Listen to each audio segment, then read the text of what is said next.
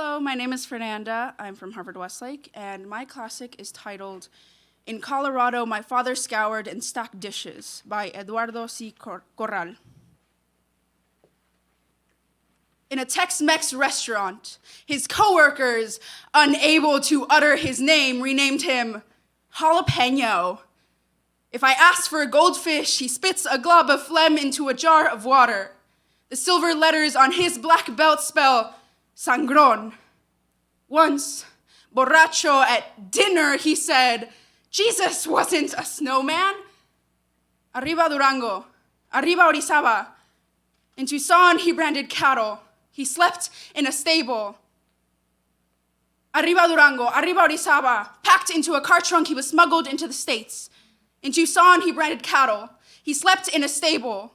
The horse blankets, oddly fragrant. Wood smoke, lilac. He's an illegal. I'm an illegal American. Once, in a grove of saguaro, at dusk, I slept next to him. I woke with his thumb in my mouth.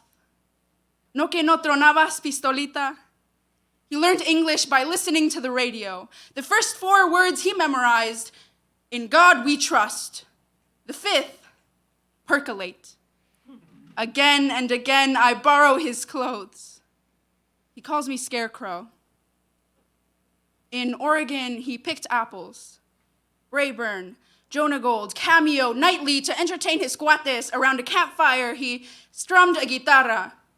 Sang corridos. Arriba Durango. Arriba Orizaba. Packed into a car trunk, he was smuggled into the States. Greaser. Beaner. Once, borracho at breakfast, he said, the heart can only be broken once, like a window. No mames. His favorite belt buckle, an águila perched on an opal. If he laughs out loud, his hands tremble. Bugs Bunny wants to deport him. Cesar Chavez wants to deport him. When I walk through the desert, I wear his shirt. The gaze of the moon stitches the buttons of his shirt to my skin. The snake hisses. The snake is torn.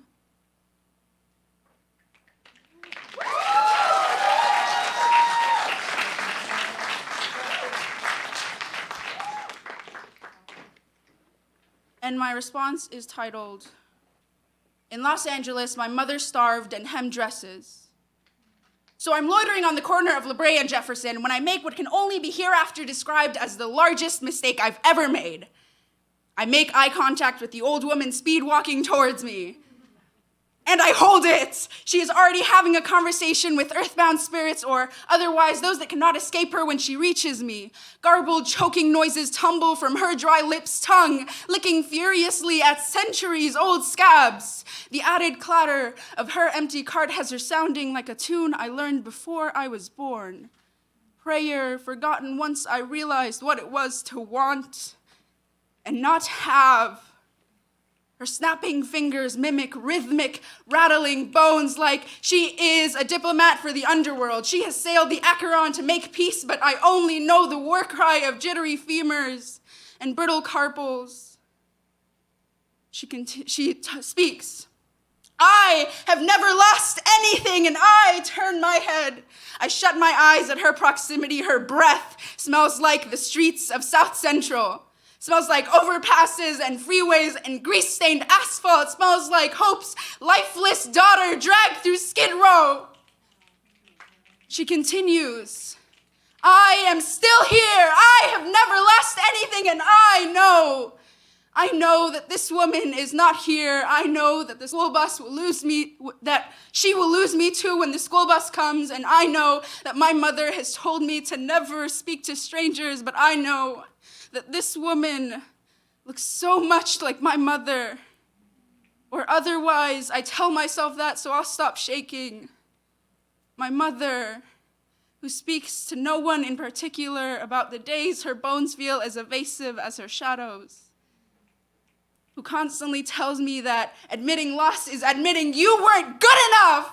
Why else would the dream misplace itself if not to find a more worthy owner? We are not worthy enough for this dream to stick around long.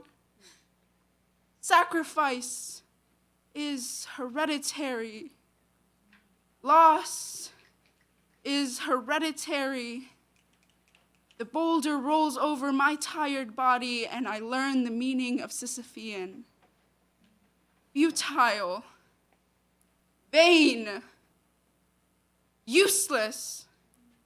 How Sisyphean that the dream is so American, and I am not.